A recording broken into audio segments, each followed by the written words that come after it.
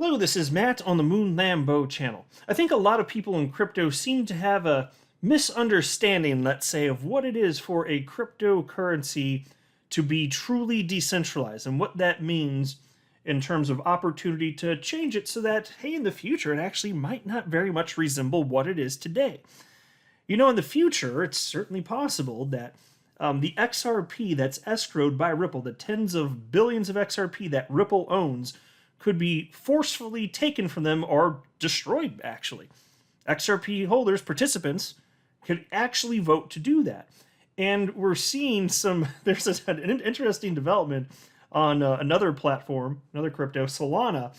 Something astonishing happened, but it's well within the realm of possibility that something like this could happen. I mean, I've talked about the idea on and off over the years on my channel here, really more so as it pertains potentially to XRP, but something big actually happened with a different crypto, and David Schwartz had something to say about this literally just yesterday. So I want to talk about that, and also I do want to speak a little bit more about because I haven't said a ton on some of this stuff.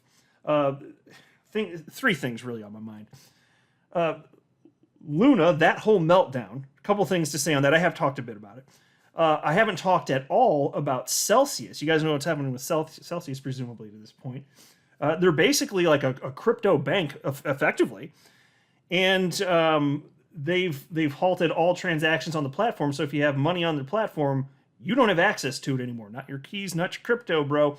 Got a couple things to say about that. And also a couple of things to say about Tether.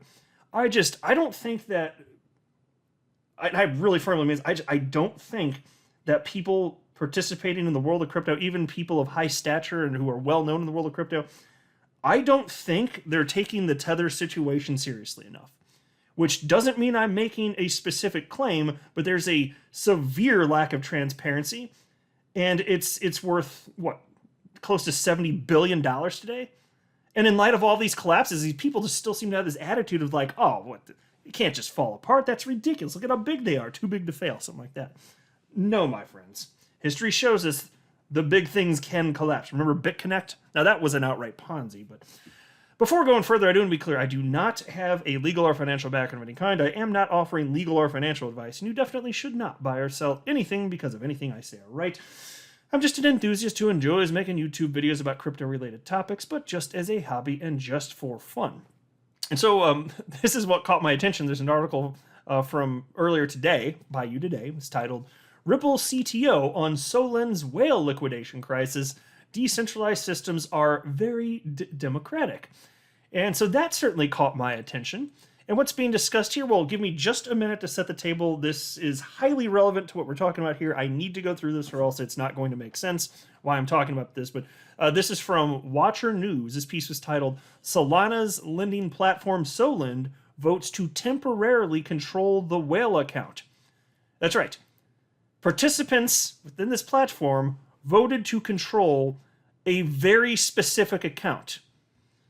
Now, you might think something like that would erode trust in crypto, but it's quite to the contrary, because all participants, if you're in the space, you know the rules. And if you don't, it's your own damn fault. But in particular, if you're in any sort of situation where you can vote, high probability you are aware of this and you like the ecosystem and you're for it. It's a community on top of all of that.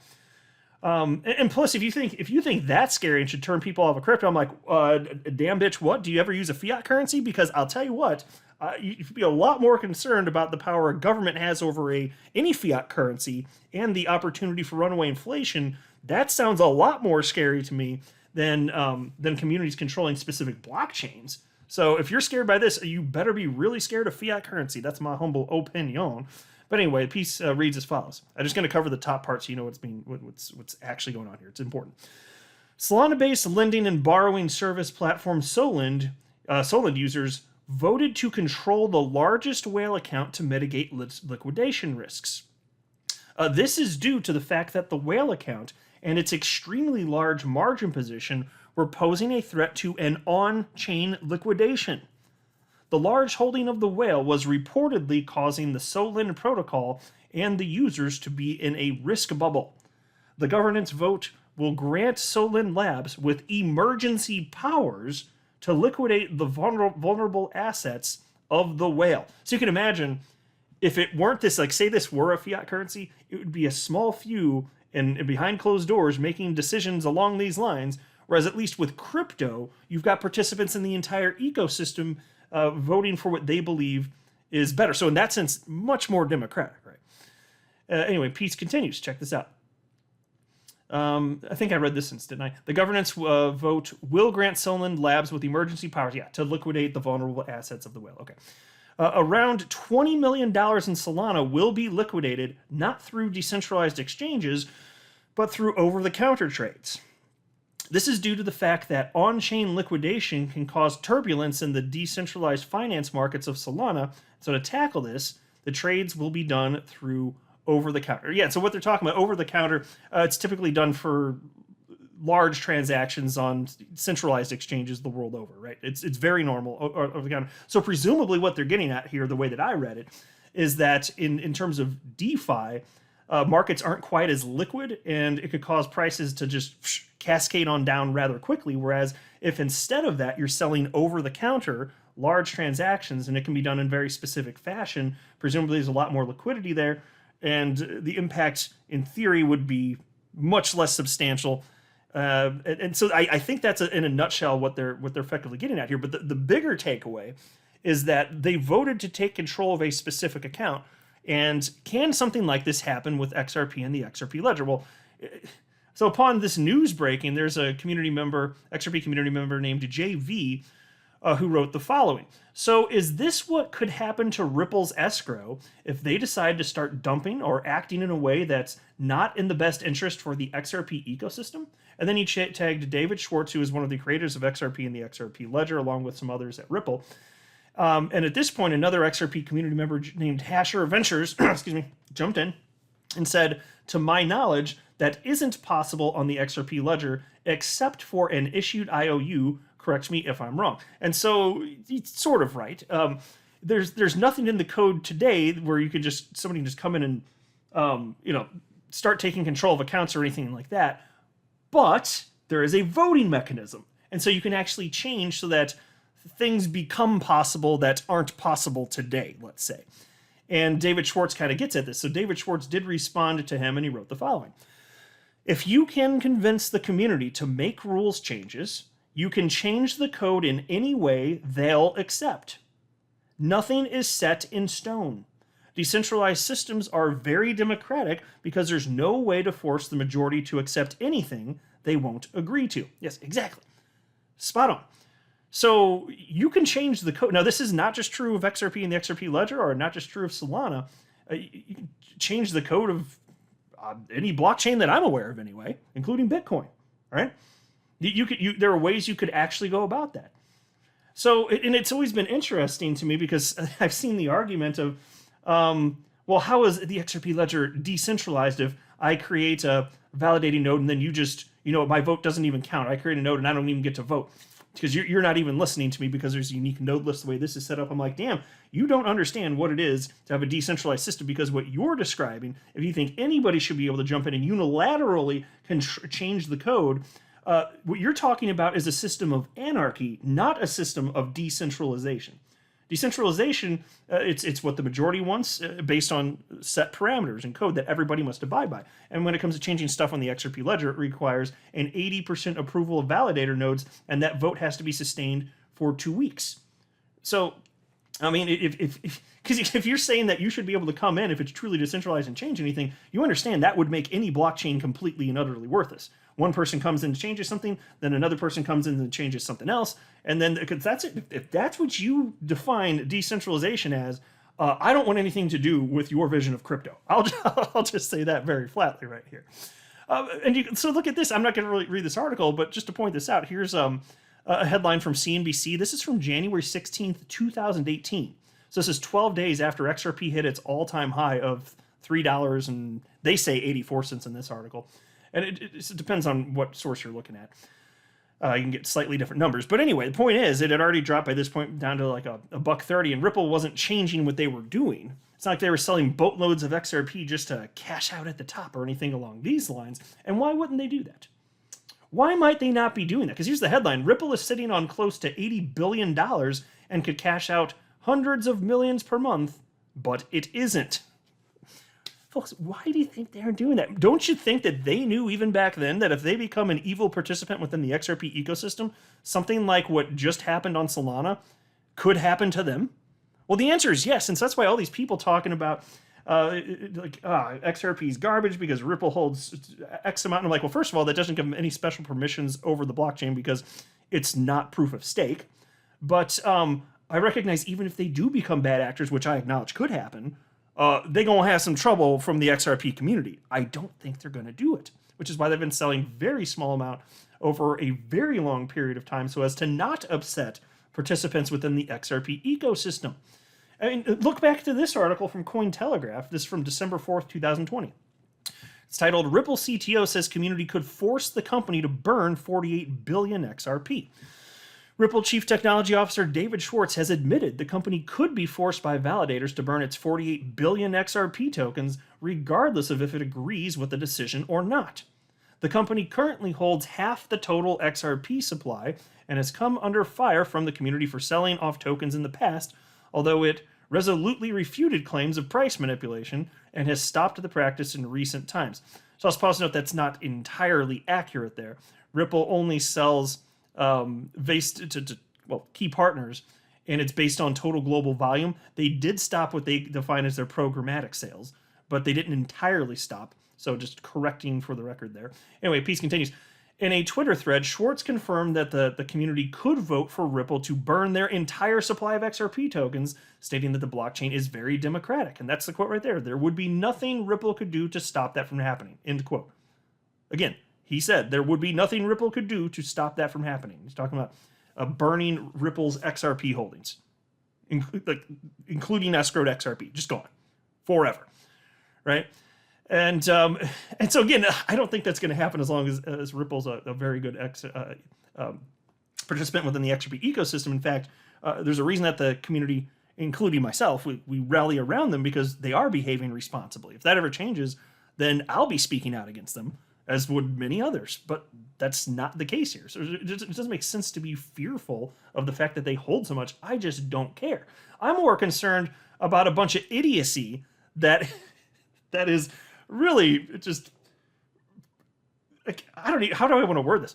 There's so much idiocy that dominates the crypto space from people that you think, given their positions, would be a little bit smarter, maybe have a little bit bigger brains. Here's a headline from CoinDesk from a few days ago. Three Arrows Capital confirms heavy losses from Luna's collapse, exploring potential options. So this is a fund. It's basically a crypto hedge fund, is my understanding. Three Arrows Capital. I'd heard of them before. Not that I know a ton about them, but it doesn't really matter. But look at what they did here. I can't believe people with this much money can be this stupid. It is astonishing to me.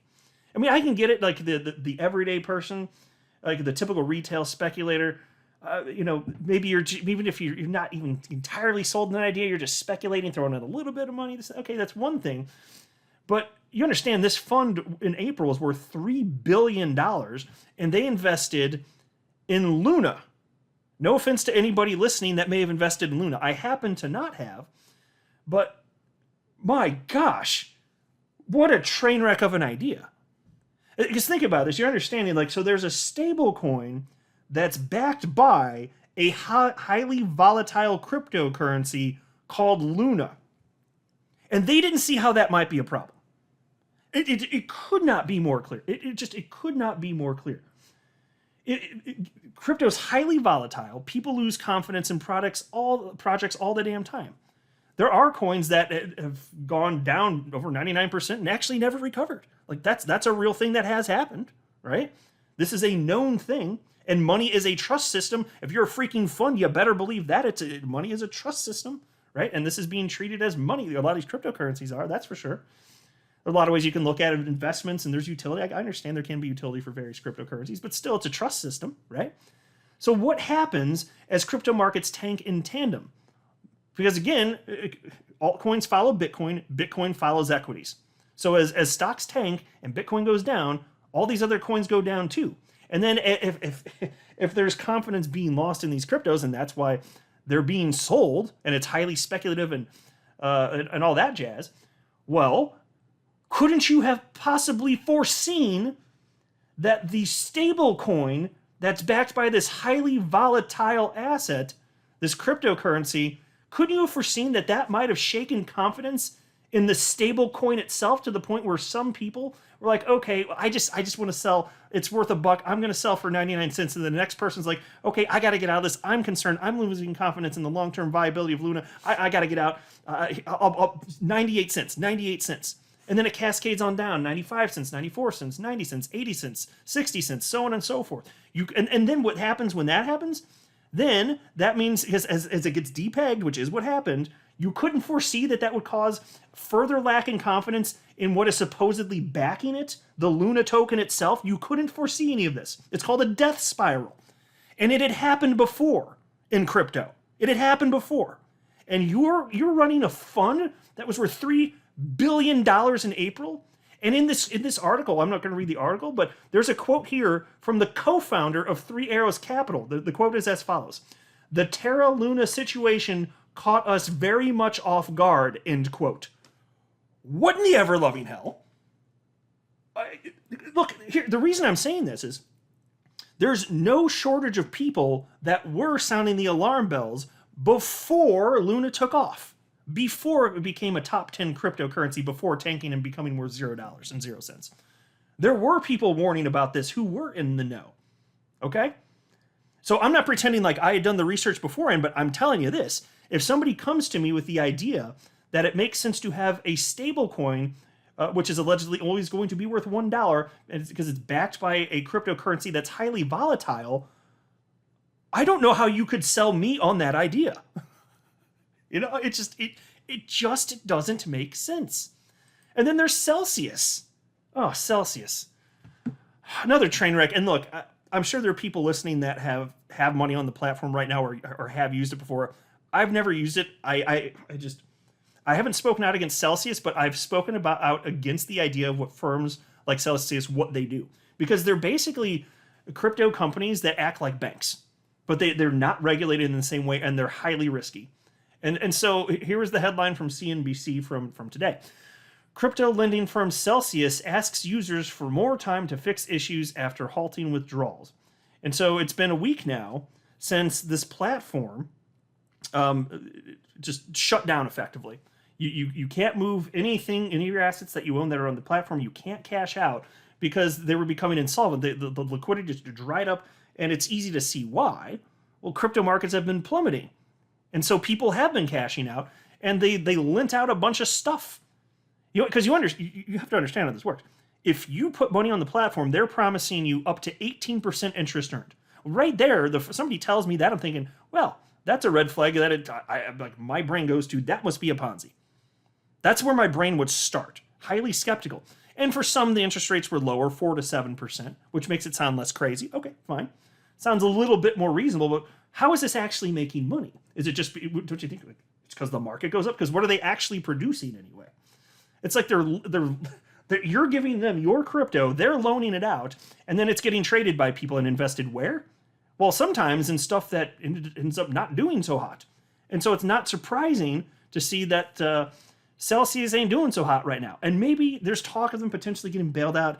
I doubt that's going to happen. I hope it does. I don't like seeing people get screwed here. But this is why I've said so many times before, whether it's BlockFi, whether it's Celsius, just the idea of thinking it makes sense to lend out your cryptocurrency to earn interest on it. Like, imagine this.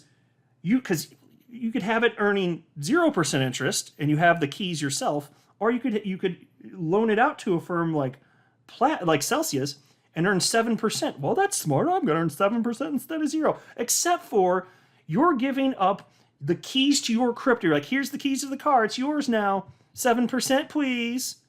Yeah, except for you're risking everything. And in an asset, like historically cryptos, it's not uncommon for them to go up to hundreds or thousands of percent increase. And you're going to risk all of that for 7%? Are you out your goddamn mind? I've been speaking out against this stuff for years. I didn't specifically call out Celsius, But I wouldn't. I've said many times on the channel for a span of years, I would never do this myself. I said this is a risk that I'm not willing to take on, and they will sell you their bill of goods until it blew in the face. But I'm telling you, that's risk that I am not willing to take on. I will happily earn 0%, given that my crypto I think will be worth an absolute fortune in the future as more people throw in money because this asset class is small compared to what it'll be in the future. Like it's already been 3 trillion and it's highly volatile, so it's below a trillion now. Fine, but you don't think that we'll ever have individual cryptocurrencies with multi-trillion-dollar market caps? You don't think that we'll have tens of trillions of dollars in terms of market cap, or over $100 trillion? To me, that seems plausible. So to think, I'm just going to risk everything, my life-changing wealth for 7%. What is going on here? So I hope that there's some sort of bailout. If I had to bet right now, I'd say no, it's probably not going to happen. I think everybody's in serious trouble here. And I know how bad that is. I am sympathetic for the people that got tricked, because that is what happened. They built up trust, customers bought into it, and they got screwed. So, yeah, I mean, I think that the idea to give away the keys to your crypto is a poor idea. That's just why I said you shouldn't even. I don't think it makes sense to keep crypto on exchanges. I don't do that. But still, I understand I'm not trying to like victim shame or anything. I get it. These people are victims. I'm just saying, when I don't have control of my crypto, that's a risk. That's a very clear risk. I'm not going to do it. And so look at everything cascading. Look at everything just falling apart. Some of this stuff's so obviously risky. It's hard to believe this is reality. You see why crypto can get a bad rep very easily. There's so much promise and so much utility to be had, yet still we have to deal with this crap, right? But look at this. This is a piece from Bloomberg dated January 27th of this year. Celsius's 18% yields on crypto are tempting and drawing scrutiny. There's a full Bloomberg article. I'm not going to read it. I read it earlier today, the whole thing, because I found it so fascinating.